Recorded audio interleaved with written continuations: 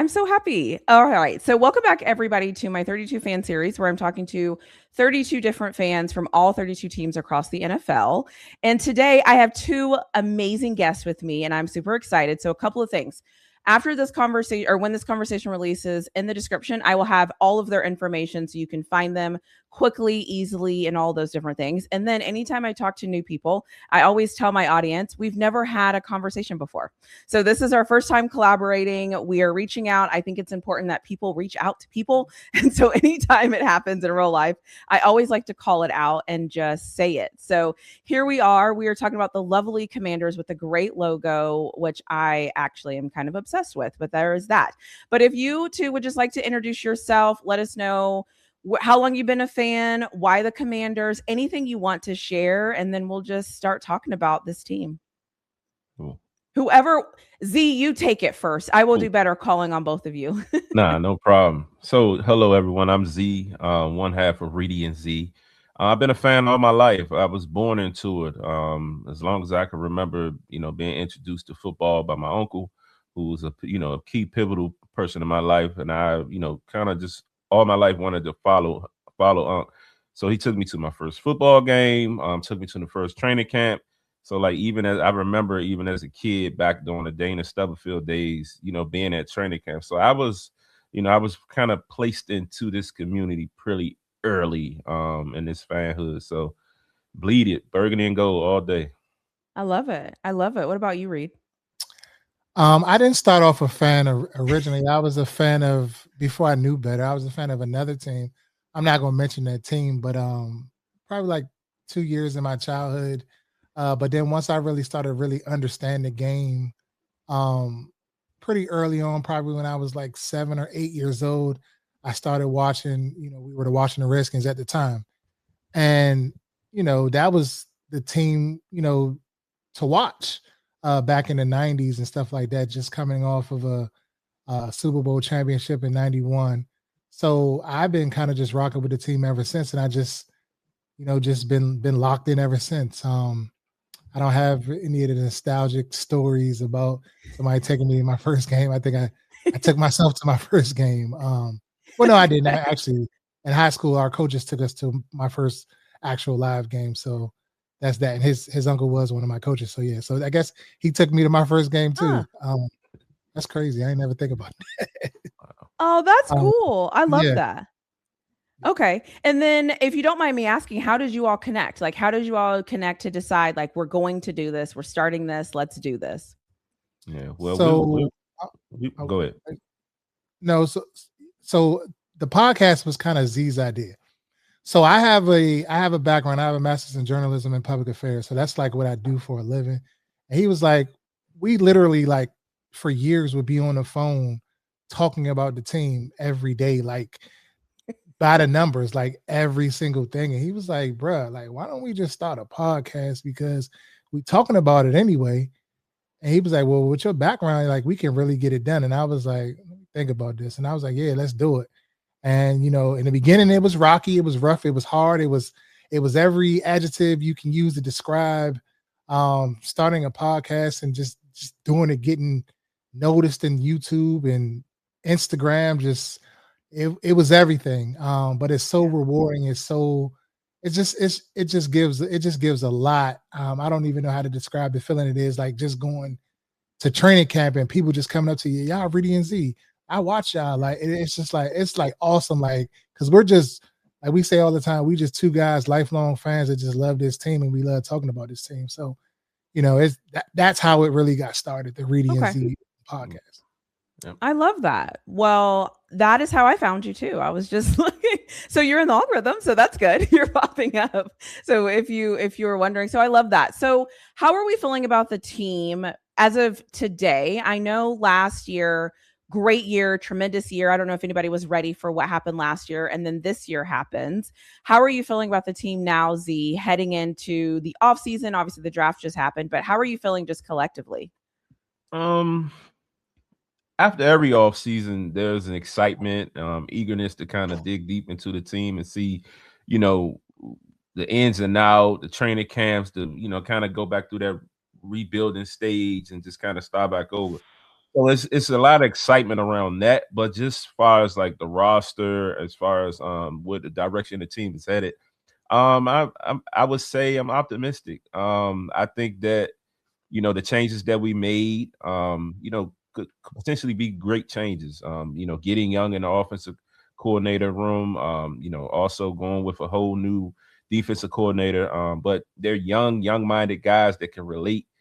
For a long time, we kind of had, coaches that are kind of like, who they are, stuck in their ways, or kind of handle things a little differently. So it's exciting to kind of get that young, fresh blood in those coordinating rooms. But outside of that, I feel like as far as the moves we've made this all season, I can honestly say that Adam Peters and the front office really put in the work from upgrading the defense. They talked about being younger, faster, and more athletic, and we've done just that all season, from the defensive side to the draft. It's just it's exciting, and I'm ready for training camp. Just to kind of get out there and kind of see the guys, because that's something that we're big on. We like to get out there. It'd be almost 100 degrees. Definitely be out there watching our guys in that heat. Staying hydrated. I was gonna ask, does it get as hot? I'm in Texas. I'm like, does it get really hot there? Oh, it's okay, hot. It's hot. But you guys, you all don't have humidity though, do you? Yeah, we get humidity. A lot of humidity. Yeah. So Reedie, okay, you tell me. I obviously, everybody usually knows this, but I'll just say this. Everybody, I've sent the questions. Everybody has the questions, so I'm not tricking or trying to catch anybody off guard. So I just want to position that so no one thinks that I'm just like throwing things at you. But what is one word you would use to describe the draft that you guys had this year? Humbling. If you like the content that you're getting, don't forget to hit that like button. Leave us a comment in the comment section below, and I'll let you get back to your video. Extremely humbling. Okay.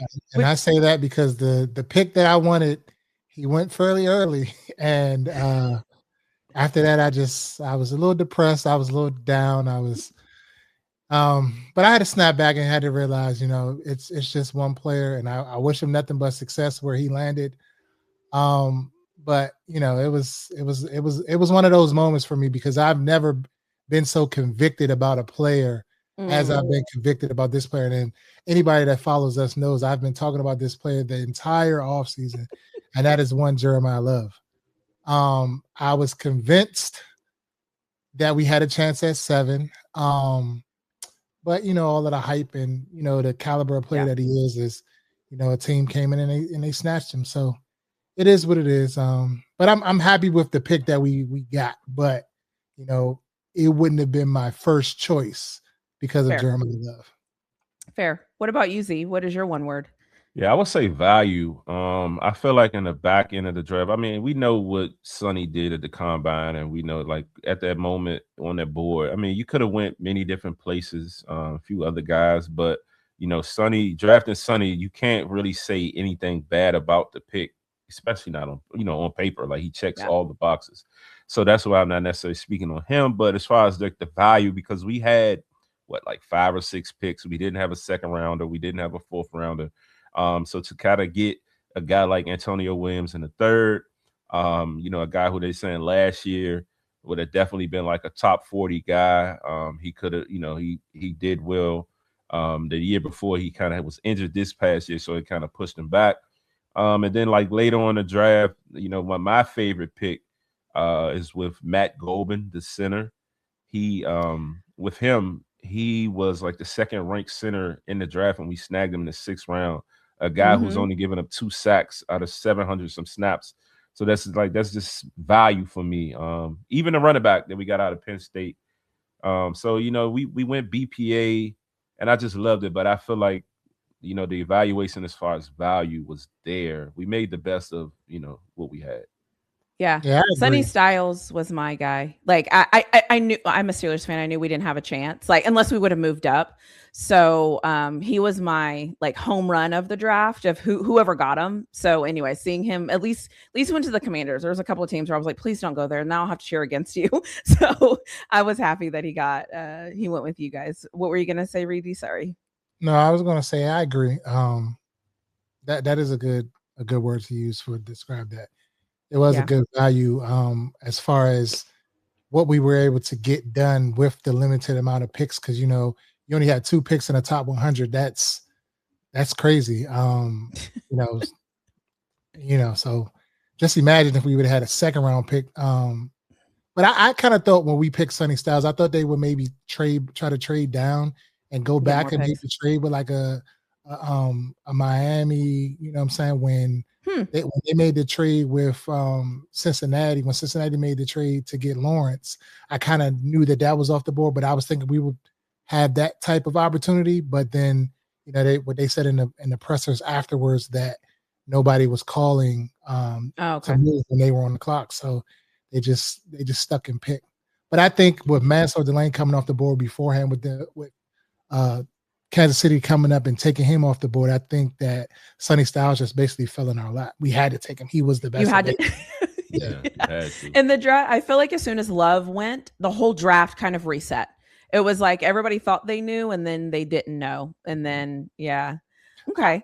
I would say at 2 the draft reset because nobody had David Bailey going number 2. Like I thought Avery Reese was going to go. It was a lock. And then him going at 5 was like. I could see that. And then Tate going 4 as well. Like that threw a lot of people off. Nobody. The Tate one was weird. Yeah.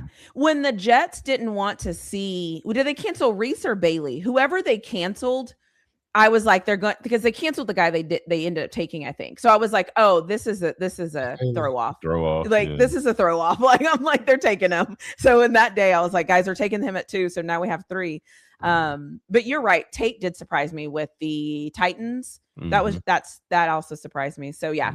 God, what an interesting, the whole draft was weird, but that's a different conversation for a different day. Nobody thought Mansour would go 6. Yeah. The whole draft got weird. I thought the whole top 10 kind of was weird to me. And then I was like, all right, some normalcy. And then when Ty Simpson went, I was like, this is even getting weirder. I'm just like, what is going on? They didn't care. So everything's fine though. Yeah, that's what they wanted. Everything's fine. Yep. Yeah. It was a secret. I'm like, okay, guys. Yeah, we believe you. So okay, I know you mentioned the day. Who would you say your favorite day 2, day 3 pick is, Reedie? I know. I think you mentioned a running back before, but like, who would you say was your favorite pick from day 2 or day 3? My favorite pick would be the wide receiver we took out of Clemson at 71, Antonio Williams. Just major upside. Like when the pick came in, there were other guys. Malachi Fields was on the board. There was a lot of guys still left on the board, like big name guys that were on the board. And when they took him, I was like, what's going on? So I was like, relax for a second, just go do your research. So immediately I went and started looking at film. And then I was like, oh, okay. So I see what they're trying to do. And knowing the scheme that David Ball is trying to implement here and knowing what they're trying to do and what they've been saying all offseason about them getting faster and younger, it made sense. And I was just like, wow, this guy is a really good slot that can get open. And if you go back and you look at our film from last year, that's where we struggled, not necessarily in the slot, but just overall at the wide receiver position, because within our fan base, everybody was saying that at that second pick, we only had 2 picks in the top 100. You have to take a wide receiver at this point. You have to give Jayden Daniels more weapons. Like I've been screaming that for the last 2 years, weapons. Last year, they gave him no weapons. We had the Terry McLaurin contract debacle, that whole thing that went through training camp, but we've seen how the beginning of the season went. So we had to hit that nail on the head with getting this receiver. And I think we did just that. A lot of people in our fan base are talking about we're going to get Brandon Aiyuk, but we cannot keep waiting for Brandon Aiyuk. We can't wait for the 49ers to figure out when they want to release him or nobody is going to give them any draft capital or anything for Brandon Aiyuk. Right. We just got to let him walk. We don't. Yeah, that's the cat and mouse happening, right? Is that okay? Is that like they're going to release him, but they don't want to release him because they know you guys want him, but they don't. Okay. Yeah, okay. They know we're gonna get them for the free, and they trying to act like they want, a bag of chips, and we're not even giving them that. Okay. I wanted to make sure. Okay, I read that a couple of days ago. Around, I'm thinking around that June 1, that June 1 release deadline designation. A lot of teams got to get rid of these guys by June 1, or it goes into the money for this year or whatever. Mm-hmm. So I think that's going to be around the time when he gets released or what's going to happen. But nobody around the league is going to trade for him. Reports came out this week saying that people were teams were trying to, reach out to him, but he's not making himself available, this, that, and the third. I think nobody's going to give up any draft capital for him or take on what's left of that contract. It doesn't make sense when you can get him for peanuts on $1 on a 1-year prove-it deal. You know what I mean? Yeah. And then maybe next year you re-sign him if he rehabilitates his image or whatever, then, so we'll see. Yeah, I agree. What do you think, Zee? Who was your day 2, day 3? I think you said the running back before, but I just wanted to make sure that was the one. Well, no, I was saying Matt Goldman, the center. Oh, right, you said center. Sorry. Yeah, he was like my favorite pick, just as far as like I was saying with the value and whatnot. But just even one of the, I would say an honorable mention would be it's Joshua Joseph. I've been saying I'm gonna mess his name up, but Joshua Joseph. He was the edge out of Tennessee. He was pretty active last year, like on the tackles, the forced fumbles. I forget his stat line, but I read it off yesterday, and it was pretty. He didn't have a lot of tackles, but he was all over the field, and he was wreaking havoc. So in reference to him, they talk about how his wingspan, he have the wingspan of like an NBA player. So he's like 7 feet, 8 feet wingspan. And that for an edge, I think is just phenomenal. You would be able to get guys' hands up off you. You'll be able to gain that separation, and people aren't going to be able to, bring their hands close and get to you because you're able to, hold them off. So I think that he will be a good, developmental piece. A lot of people look at that pick and say, oh, we didn't need an edge after we got Chason and Oway this year, as well as some of the guys that we brought back. So it's definitely a crowded room, but he will be definitely a good developmental piece that could be a practice squad stash, or even if he pans out, he can make some surprises and, cause somebody to either be traded or cut around, at the end of training camp. That's my favorite part about the NFL. The guys that you don't think, and then they pop up and you're like, wait, who? Wait, what? Okay. Yeah. Like, that's the guy. Like, let's go. Yeah. So that's awesome. Who's the one player from your draft class that you think will make the biggest immediate impact? Zee, you can answer that one. I would say I would say Williams.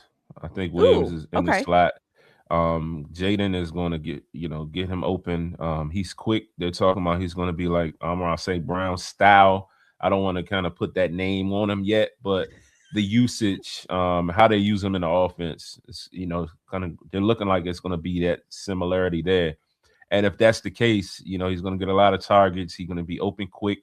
So in the quick game underneath, in the rounds, I think that he's going to make an impact early, and he's going to, as long as he could stay healthy, he's going to be that slot demon that a lot of people in the fan base has been calling him since we drafted him. Yeah, good choice. What do you think, Reedie? I'm gonna just switch it up. I would say Antonio Williams too, but I'm gonna just say Sonny Styles. Like, I feel like, if not by like week 6, I feel like by week 6 he at least has the green dot. He's calling the place, he's calling the show. But I do want them to bring him along slowly. Let him be a rookie. Like, let him literally learn the defense. Like, I don't want to put too much on him, but he's definitely being touted as a generational linebacker, being compared to some of the all-time greats, Luke Kuechly's, and some of these great linebackers, Brian Urlacher. And the similarity to Brian Urlacher being a former safety, so he has range. And for our team, we've been begging for a linebacker that can cover tight ends and that could cover backs out of the backfield, because Bobby Wagner, that is like one of my greatest players that I love the most. And Bijan Robinson mixed him last year, just filthy on a wheel route. And I just was like, shout out to Bijan. We cannot allow that. But why is he even on Bijan is the question. It was nasty. Shout out to Bijan. Sorry, as a Texas fan, anytime somebody mentions Bijan, it just makes me laugh because I'm like, yeah, I know. Like, I remember watching, so I love it. Beast. anyways, bringing back memories. Is there a player on your team that your team passed on multiple times that you were thinking like, come on, we got to get him, and who is like that you think that player will come back to haunt you?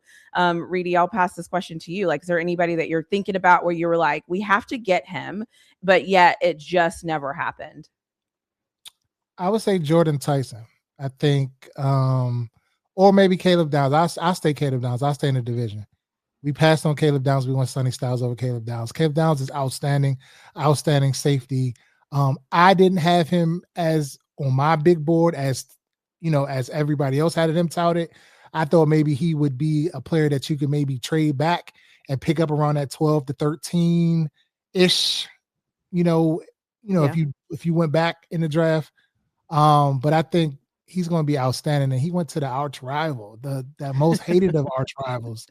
And we got to see him twice a year. It's crazy. Yay!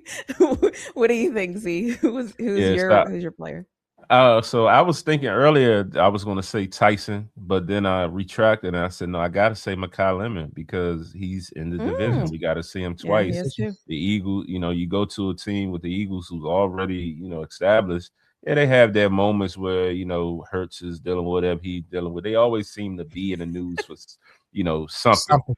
Yeah, but they always seem to kind of get it together. But I think instilling him in there with Devontae Smith, and they went and got Hollywood Brown, and then they just traded for was it Mechie or somebody like that? But they just traded for a receiver, so their whole wide receiver room is revamped. So placing a rookie in there where he probably ain't gonna have to do too much early, but as he come along, I think he's gonna be a real weapon for them, of course. And we know they got Saquon in the backfield, so just having that back there as a running back threat, it's going to open up their pass game. So Mekhi Lemon, is definitely probably going to be one of the ones that we kind of like, damn, I wish, maybe. Yeah. But again, I mean, we went Styles, so you're not going to go, him over Styles. So, yeah, so. I love that. All right. Well, so let's talk about the team a little bit. What would success look like for you all this year? I feel like you all had this really huge, big swing. Jayden Daniels, like that year. I don't know if anybody predicted that for real. And then it happened. And then last year happens. So now we're in kind of like I don't know what this is. It's just kind of wait and see. But what would success look like to you this year, Zee? Like, what are you thinking when it comes to this team? As bad as I want to say what I was saying last year around this time, the success to me would be getting back to the NFC Championship and beyond. I want to scale that back, especially after with the injuries we had last year. It kind of exposed our team on the lack of depth because that run we had in 2024, we didn't deal with injuries. Everybody pretty much stayed healthy. So I think this year, just praying against that injury bug. But I think overall, we definitely added more pieces. We got younger, and it's going to be exciting. So I'm not going to just say that, getting back to NFC Championship is success. I think, after coming off of 4-12, 3 whatever we were year, that just getting back and playing consistent football, winning these games, getting into the playoffs, and then, going from there and see what we get will be a successful season for me, with all eyes definitely on the NFC Championship or Super Bowl, or if we get that shot again. But yeah. Okay. What do you think, Reedie? I would say we at least have to make the playoffs. But I kind of want to tailor that back to expectation. I'm expecting to make the playoffs, but I would say that I want to take it one game at a time because last year was very humbling as a fan. And I guess it was because we haven't necessarily been here in a while. So we wanted to rush it. And I feel like you got to trust the process, and you have to take those incremental steps to getting better. And I feel like as a team overall, we kind of learned that. And I feel like we have the best coach that we can possibly have for this organization at the moment. Like nobody wanted Dan Quinn as our head coach, but I feel like he is the best option, like as far as just his personality alone and the type of person he is, just like galvanizes the whole entire locker room. And I just feel like with that and us staying healthy this year and all of the pieces that we added, look out for the defense because it's looking like it's going to be really good. And then just if we're able to finally get that final piece in a Brandon Aiyuk, or we go get another receiver that's a pending free agent that's still on the market now after the draft, or just leading into training camp, I feel like we have all of the necessary pieces to, get back to at least the playoffs and, have a fighting chance from there. I feel like if we get in the dance, like, look out for us. We're going to be one of those teams to be reckoned with, because we definitely have, a generational talent in Jayden Daniels, and we just got to take advantage of him while he's on this rookie deal and surround him with the most weapons that we can possibly surround him with. So when we have to pay him in 2 years, possibly we might win a Super Bowl or something, or get real close. Yeah. I mean, but that, like I said, that first year kind of spoiled us, and I think it brought us back to reality as a fan base. We got to be a little bit more humbler, and just take it one game at a time. Yeah, that's fair. I love that. I really like Jayden Daniels, so it's just nice to watch him develop. So, which position group worries you the most as of today? This is April, everyone. So, what position group worries you the most, Reedie, right now?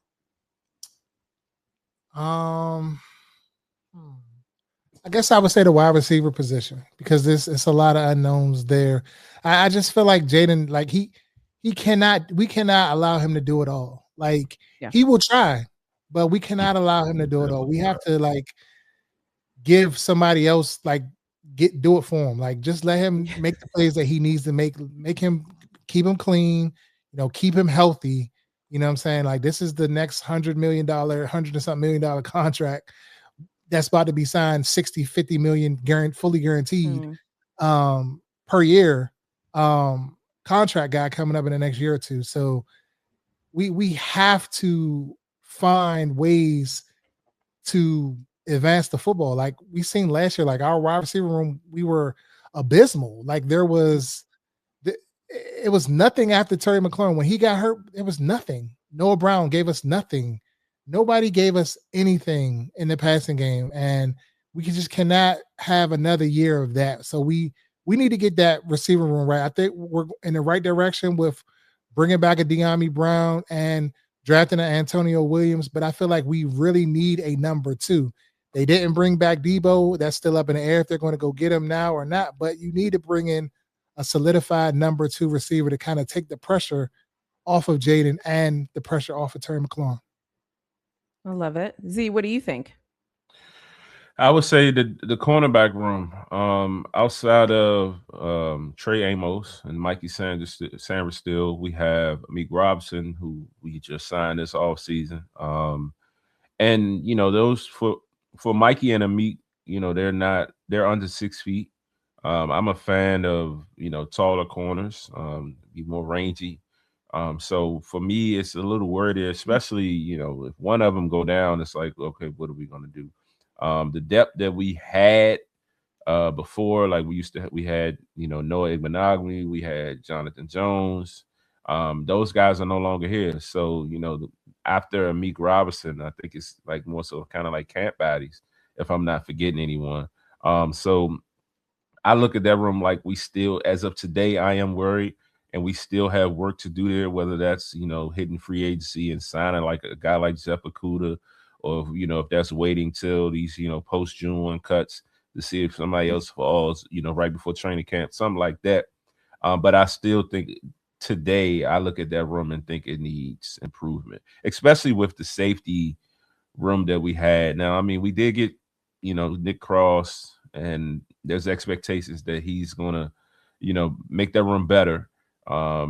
Pairing him with Will Harris, but outside of that, it's like we got burnt a lot last year, and I feel like we need another body, somebody that's gonna hold something down on that side. So that's where I want to see improvement, especially in that division. The Cowboys twice, the Eagles twice, the Giants potentially. You got Neighbors this year you twice. Got McCollum, now you got Devontae Smith. We had Brown. You got CeeDee Lamb. You got Pickens. That's disgusting. What even is that? That's just the division. So it doesn't get any easier. And the thing that Commanders fans hang their hat on is us beating the Giants, but the Giants are going to be much improved under a Harbaugh scheme. They're going to be much improved. Like, they were knocking at the door last year. Like they should have won a lot more games than they won. So it's like, arguably the best division again in football. Like this traditionally used to be the best division, and then it dropped. It was like the NFC least, right? For a little bit. Arguably is like if you look at the talent across the board and like the potential from these teams, like it's going to be crazy. Like it's going to be crazy. Yeah, that is true. And there's a lot of these divisions where once you start to talk about them, you're kind of like, yeah, I can see that. I can definitely see that. So I would love to ask you, Z, where has this team improved the most from last season, do you think? Just based on what you know now, where do you think that they've improved the most? Defensively, last year we had I don't want to say elders, but we had a pretty old team. They talked about how we were the oldest team in the league. You know what I mean? So, of course, with age, it comes, you get slowed down. So we lacked speed, we lacked athleticism, we lacked, just size in certain rooms. So it's just like I look at that and what we did, like you said, Owe, Minanu, you got Chason, then that's just the D line. Then you still, with the linebacker, you go get Leo Chenal, a guy that's ascending there. Amik Robinson, they say he has that dog factor. Nick Cross, another dog. So we really, really upgraded this defense, to be a lot better than what it was. So that's why I see the most improvement, and I expect the most improvement. I know that's right. What do you think, Reedie? I would say the defense as well. I feel like the linebacker position was the most improved position. You go sign a Leo Chenal, you bring in a Sonny Styles, you have a Jordan McGee that's a kind of ascending player that we've been kind of waiting to kind of click into that next echelon of player, like not necessarily given the opportunity that, a lot of people would say his potential has shown. His rookie year, he came in and he was like, everybody was like, wow, like who is this kid? And then he's like he gets injured and it's a drop off. And it's just like, he never could, turn into what we thought he was, but that potential is there. Like you see the flashes, in the opportunities that he is given. And then you got a Frankie Louisville who had a down year last year, and you bring in a Devontae Jones as a defensive coordinator, and it's just like I'm expecting great things. I'm expecting he was under a lot of the great defensive minds, so I'm expecting a lot of different things. One of the key quotes that he said that I enjoy: "He's not where we start, but it's how we end up." So that tells me it doesn't matter if we're in a 4-3, 3-4, 5-2, whatever type of defense we want to be in, we'll be in. We may disguise and look like this, but hey, we're in this. You know what I mean? So that's big, like for a team that constantly got beat with speed and just seems to never can contain a tight end or check a back out of the backfield. It's just like, 3rd and 19 and the back goes for 20. Like, so I can hear the pain in your voice. Yeah, like, who can't you guard? Like, you can't guard a tight end. You can't guard a running back. Like, what are you doing? Never had speed at the linebacker position, and just the additions that they made is just amazing. But I'm optimistic about the offense. You bring in a Chiga Conquo, you bring in a Rasheed White, you bring in some guys that make that upgrade, kind of give Jayden those weapons. You bring back a De'Ami Brown. I'm not a big De'Ami Brown guy, but I think that if he stays on the track that he was on the playoffs 2024, if he goes back to that De'Ami, then we cook it with fish grease. I think we good. I like I said, we just lack that true number 2 receiver, a healthy Terry McLaurin, and then a Bill. I don't know if the people that follow your channel are familiar with Bill, a 7th round pick that came in and ascending and is fighting for the starting position now. With him in the backfield, leading the way, and then you bring in the kid from Penn State, which he's the all-time leading rusher in Penn State history. And now there's been some Evan Royston went to Penn State, Saquon Barkley went to Penn State, and you're the loved that rusher. So I think if we get that number 2 receiver, and they was trying to get him because they tried to sign Adam Pierce. They tried to go out and get what's the other receiver, Z? Dobbs. Romeo Dobbs. We tried to sign Romeo Dobbs. It just didn't work out. So they're trying to bring in that number 2 receiver. So if they get this right and we are able to go and get someone, or in Z's words, the lock of of Aiyuk, because he says it's a lock. I told him it's not a lock, but he says it's a lock because that's Jayden's boy. Yeah, if we make that happen, I think we're on our way. We're on our way to some good things. That's what I'm saying. I love that. It's always, as a fan, I love when I know my team is trying to get the guy that everybody, like, we all know we need a 2. So somebody try to go get a 2. Like, and I want to hear the reports that you tried and you failed, because that at least makes me feel good. Like, even if it doesn't work, I'm like, all right, we're trying. Keep trying, guys. Like, as a Steelers fan, listen, we've been trying what it seems like for decades, but that's a different conversation for a different episode. So we won't even go there. So what will your team do better than most teams in the NFL this year, Z? What do you think you will say, if we can't do anything, we are going to be able to do this better than anybody? That's a good one. I would say we will be able to run the ball better. And I say that because we have the new offensive coordinator in Blau, and I believe everybody is going to expect him to be pass heavy. But if you think about it, in Detroit, he comes from that Detroit background. He was the quarterback there. Detroit actually tried to snag him and bring him in to coach with them, and then we offered him the offensive coordinator job here, and he elected to stay. So, and Dan Campbell talks all the time about him. He loves Blau. They think he's a genius and things like that. So I look at that situation and think that as much as they think we're going to pass the ball, I think we're going to be running the ball. And remember, with Detroit, they have the 2-back system. So, for that is all season, we thought it was going to be Love and Bill, but now it's going to be Bill and Kaytron, or Bill and Rashad. We got options. We still got options. So I think we're going to be able to run the ball effectively and make some noise. I like it. I didn't think you were going to say that, but I like that you said it. I like it. Reedie, what do you think? That was the safe choice. I like it. I like that you brought up the 2 running backs, because you're right. I didn't think about that angle. Yeah. Okay, cool. So this is a speed round. So it's the fun questions. So I'll just ask them, and then I'm assuming some of these you guys will agree with, but I think some of you might not. So we'll see. So the first one is quarterback confidence from 1 to 5. Reedie, you go first. Jayden Daniels, 5 being the highest. It's a 5. 5. What'd you say? 5? Yeah, I figured. Coaching staff trust level. Z, you take this one first. 4. Okay. In our coaching, we trust the coaching staff. Yeah. Oh, I would say 4.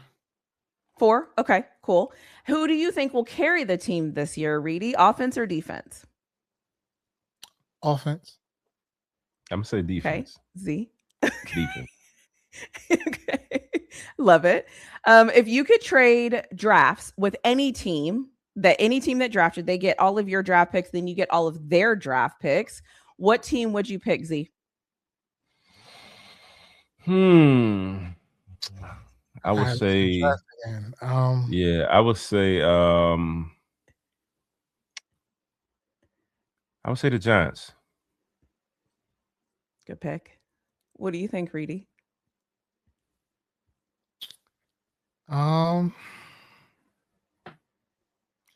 I don't know. I have to look at the names again, but I would say any of those teams that had those multiple first round picks. They got value there. Jets, Browns, the Cowboys. Yeah, Jets, Browns, Cowboys. There's 2 other ones I think that had. Giants, and it was somebody else. Yeah. The Giants had a really good draft. They did. I think both New York teams did. I think the Jets did too. Yeah, the Jets really cooked. The Jets made me go, oh, okay, y'all know what y'all are doing. Y'all might I feel like the Jets always have good drafts, and they just don't. They just it just doesn't show itself with the players that they get. They always some of these teams are always perennial picking in the top 5, 10. top 10. Yeah. They always get good players. And you look because around, they can't get the quarterback right, though. If they get the quarterback right, they can change some things. And I think they mess up in their coaching hires too sometimes. Yeah. Like I think they hire a guy and I'm like, this guy doesn't fit anything y'all say y'all want to do. And then nobody wants the draft to go there doesn't. either, so we got to remember that. Nobody wants to go to the New York Jets. Yeah. Okay. So what would be if this team had a this always happens moment, like, of course this happened, or of course this is just who we are, what would that be for you, Reedie? Like, what is something you all say in the fan base that you're like, of course, like after everything that happens, of course it's X. What is that thing usually for you all? We didn't have a 5th round pick to get him. And it'd be a top tier player. And they'd be like, yeah, 6th round pick and a 2029 second. We didn't have I call Z first. So we didn't have a 5th round pick. Okay. It's every year, like when a top player goes somewhere, we ain't have a 6th round pick. So okay, so you're like, y'all don't give to get. Yeah, you're like it's like it feels like we're not, like you said before, like you just want to hear that we're trying, we're knocking on the door, trying to acquire those top tier players. Sometimes I feel like we don't. Like even like last year, like when they knew they needed a cornerback, like they didn't. When they knew they needed another receiver, it's like, why are you bringing these journeyman guys in here? Like you have to be aggressive, go after somebody. Like one thing that Adam Peters has done since he's been here, and I love this about this regime, the cap space situation has been in pristine. Like every year we're in the top 5 of the league since they've been here in cap space. Spend some of that money. Like I get it that we're going to have to hold on to it, but a lot of these contracts that we had the previous years were 1-year deals. They're going to fall off anyway. So it doesn't really matter. You know what I'm saying? Like go get somebody, make a move. Like I thought when we went and got Marshawn Lattimore that was a good move, but in hindsight it didn't work out. So I just feel like we're just not as aggressive as we should be, because I feel like we're like 1 or 2 sometimes players away from being in the conversation with the top teams. You know what I mean? Yeah. But that's just won't pull the trigger. Yeah. What do you think, Z? I was gonna say playing down the competition. You know, when we play the teams that we should be, it's always, oh, we gotta try to kick a game winner to win the game, and coming down to game winning touchdowns and all that. So it's always playing down the competition. Yeah, and the teams that we're not supposed to beat, we beat. Mm-hmm. We beat. Yeah, y'all kind of sound like Steelers fans. Like everything y'all are saying, I'm like, well, yeah, I've been there. So, yeah, I've been not being aggressive. I'm living there too. So, I love that. And yeah, we kick field goals to win games too, or hope the other team misses it so that we can win. I love it. So my final question, Z, I'll start with you, is what message would you send if you could talk to the owner or talk to the GM? You can pick or choose whichever one. What message would you want to deliver to them? What would you say? What would you want them to know? Well, I would talk to Josh Harris, the owner, and I would tell him that, us as a fan base, we are definitely grateful for all the investments that he's and all the changes that he's making with the team, from the upgrades to the current stadium we in to the beautiful new stadium we have coming. The uniforms, it just seems like they have an ear to the fans. What we complain about, it seems they make the changes and the necessary steps to do that. Even, dating back to when they took Ashburn, where our training camp is, and they took that facility and revamped it. And the players just talk about how it was like one of the worst facilities. And now it's, they upgraded the locker room. It just upgrades everywhere, and it shows I feel like when you invest in your own first, and you show your appreciation, that's how you can really build culture and really make people happy to come work for you. So I would simply just thank him for changing that and creating this new environment, because we were in the slums. I love that. That's my first positive one. I think I've recorded 6 episodes. And that's my first positive one. So I love that. Shout out to you for that. Thank you. Reedie, what do you got for me? You want to talk to the GM or you want to talk to the owner? I'll talk to the GM. Mr. Peters, thank you for all you have done thus far in the last 3 seasons that you have been here. But please be aggressive. Please go out there and surround Jayden Daniels with weapons. I repeat, weapons. We need weapons. Mm-hmm. This is a how many points can you put up on the scoreboard league now. The days of playing these low-scoring games are over. You need multiple dogs on every level of the offense, every level of the defense. So the more dogs, the more weapons you could put around this team, the better. Do not give up on Dan Quinn. Dan Quinn has come in here and changed this culture, changed this locker room. Like, just hearing the players talk about just wanting to come to work. Like, do you guys really know where we came from? We came from the abyss of hell under Daniel Snyder. Please do not get rid of Dan Quinn. He definitely deserves another season. NFC Championship game in year 1. You know, we had the injury bug. I mean, he tried to coach through it. It didn't happen. Yeah. Okay, we'll see what happens this year. But I think he's done enough and tried to bring in coaches and other guys to, you know, make this thing work. So I think he deserves another year. Outstanding job from you two. Thank you. I love that. Awesome. Well, is there anything else you all want to say, comment on? I will stop talking first, and I'll just say thank you to both of you for A, taking the time to talk to me. B, I'm a stranger, like you didn't know me from anybody. So I just appreciate you all being willing to talk to me, with me about this. It's super. I just love that I do this because I get to learn about teams and just get to hear from different fans.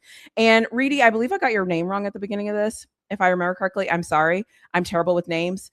So I'm actually proud of myself that I haven't gotten them wrong. Like, sometimes it gets a little weird for me. I teach college. So sometimes like I'm like, wait, sorry, that's not you. I'm not in school right now. So I just appreciate both of you for like just connecting with me and being willing to talk to me. And then before I shut up, all of their information, anything they share with me, I will put it in the description. So you can find both of them independently. You can find both of them together. Before I record these episodes, I sneak and watch people's content. It's really good content also. So if you want to be informed with people that are passionate and with people that care, and if you're just like me, you just like to hear people talk about their teams and talk about football, I definitely want to encourage you to subscribe, follow, listen, watch the videos to the very end, like it, all of those things. So I will stop talking. So Zee, if you want to say your final words, and then Ree can go after, and I'll just hit end whenever both of you are done. But yeah, first, thank you for having us. Thank you for the invite. We greatly appreciate the opportunity. We're all about collaboration. No matter who you are, we're big on that. And shout out to you for stepping into, this lane and doing your thing and adding your twist and everything like that. So salute to you. But also, if you are a Commanders fan or just a fan of football and you wanna check out, a channel. We are, like we always say, we're just two guys who love this team, love football, and we keep it real. We're not the kind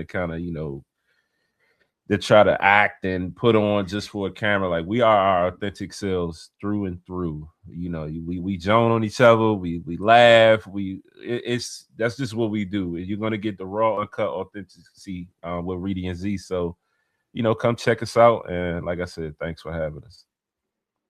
Of course. Yeah, I want to second that. Thanks for having us. It was really dope. I love everything that's going on with your platform, and I will be on the lookout for your up and coming videos as you move forward with this series. And I will definitely go back and look at the other 6 that you had on before us to make sure that we can support you, because like Zee said, we are big on that want to see other people win. You know what I'm saying? Mm-hmm. Like, other people do well in this landscape, because it takes a lot of confidence, and it takes a lot of, I don't necessarily want to say skill, but it takes just a lot just to get in front of the camera, just to record. Some people just don't even like to hear their own voice. So that is just big in itself. So just salute to you for that. And then like Zee said, if our Instagram is like goes crazy, like, we try to get in there and respond to every person. Very responsive. Let me just yes, 100%. I want to co-sign that. Yeah, so we but it's like not like I'm not a homer. Like you don't have to agree with Reedie and Zee. I tell people that all the time. I would rather you not agree so we can get debate it. It's a friendly debate. At the end of the day, we're going to keep it real. You know what I'm saying? It don't have to go left or right or however people be trying to take it in these comments, hiding behind these channels and all of this other stuff. You know what I'm saying? Just keep it cordial and we're gonna move on. I'm gonna say my piece, you say your piece, and then our loyal fans, they're gonna come, they're gonna pop their piece too. And it's just a friendly debate. Like this is what sports is all about. Like football is all about. This is what makes it fun. That banter back and forth, and then we could just all come to say, okay, all right, well, we agree to disagree and move on. You know what I'm saying? So like, even if you ain't a Commanders fan, just come and just pop. When we play your team or whatever, just come in and just say hello. Like, and we'll respond. And we'll if you're you see us on the live, come on the live, say hello. I love it. Well, I appreciate both of you again, and just thank you so much. Thank you. Of course. Extremely.